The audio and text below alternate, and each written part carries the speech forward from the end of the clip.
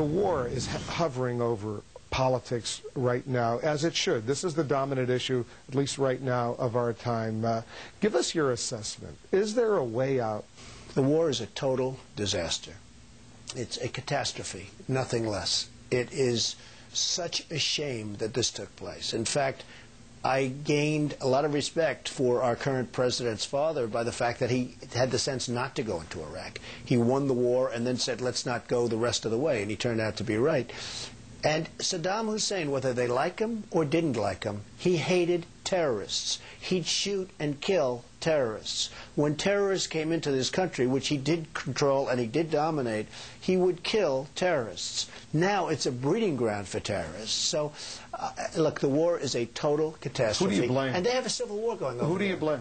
Well, there's only one person you can blame, and that's our current president. I mean, obviously, Rumsfeld was a disaster, and other people that are giving him advice have been a disaster. And Condoleezza Rice, who's a lovely woman, but she never makes a deal. She doesn't make deals. She waves. She gets off the plane. She waves. She sits down with some dictator, 45-degree angle. They do the camera shot. She waves again. She gets back on the plane. She waves. No deal ever happens. So, I mean, you got to close the deal at some point.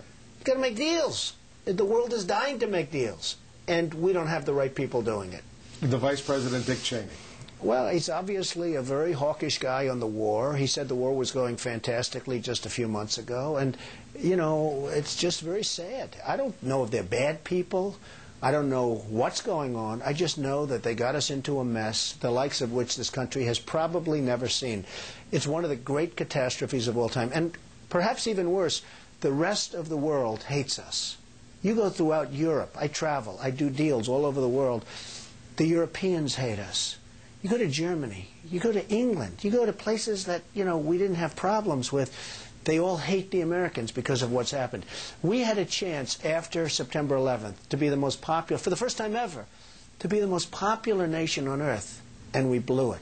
Everybody, for the first time, people felt sympathy. I'm not saying it's a great thing to have sympathy in terms of yourself, but for the first time they felt a sympathy and a love for this country because of what happened. And we blew it. How does the United States get out of this situation? Is there a way out of it? You know how they get out? They get out. That's how they get out. Declare victory and leave.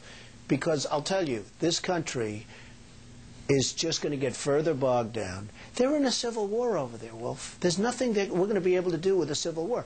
They are in a major civil war, and it's going to go to Iran, and it's going to go to other countries. They are in the midst of a major civil war, and there's nothing. And by the way, we're keeping the lid on a little bit, but the day we leave anyway, it's all going to blow up. And Saddam Hussein will be a nice person compared to the man, and it will be a man, it will not be a woman. That we understand. People say, oh, gee, you didn't give the women a chance. It will be a man. Compared to the person that takes over for Saddam Hussein, he will be considered a nice person. This guy will be the meanest, the worst guy, and he'll have one thing. He will hate America, and he'll use that to flame. So, I mean, this is a total catastrophe, and you might as well get out now because you're just wasting time. And lives.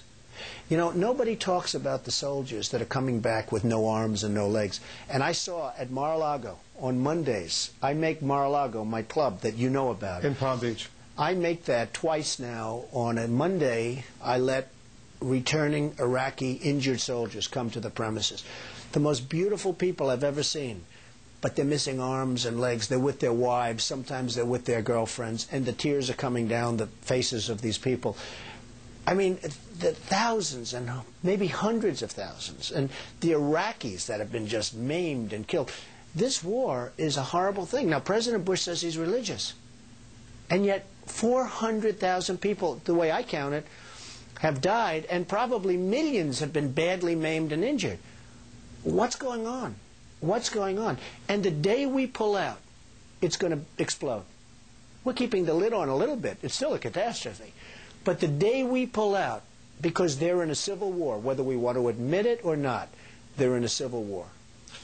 What do you think of some of these scandals that are unfolding in Washington right now? As we speak, the Attorney General is under fire, Alberto Gonzales. What do you make of this as an executive trying to watch an administration? Look, everything in Washington has been a lie.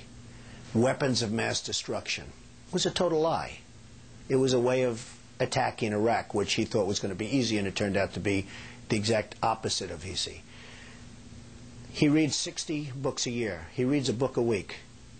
Do you think the president reads a book a week? I don't think so. He doesn't watch television. Now, one thing I know is that when I'm on television, I watch, or I try. Because you do. Your own ego says, let's watch. Let's see. Whether it's good or bad, you want to watch, right? He doesn't watch television. So he's on television being interviewed by you or somebody else. He doesn't watch. Does anybody really believe that? Now they're doing this whole scandal with the U.S. attorneys. Now they're finding emails. And it's proven to be a lie. Everything's a lie. It's all a big lie. So what's going to happen? Well, it depends. If the Democrats get their act together, they're going to have a big victory in a couple of years. And it's going to be interesting to see what happens with this whole thing with the Attorney General. It's a very sad situation. What's next for Donald Trump? Well, I just want to keep doing what I'm doing. I'm having a great time. I'm building all over the world. I'm having a really great time. And it's been a lot of fun. And it's always fun to be interviewed by you. Thanks for doing it. Thank you.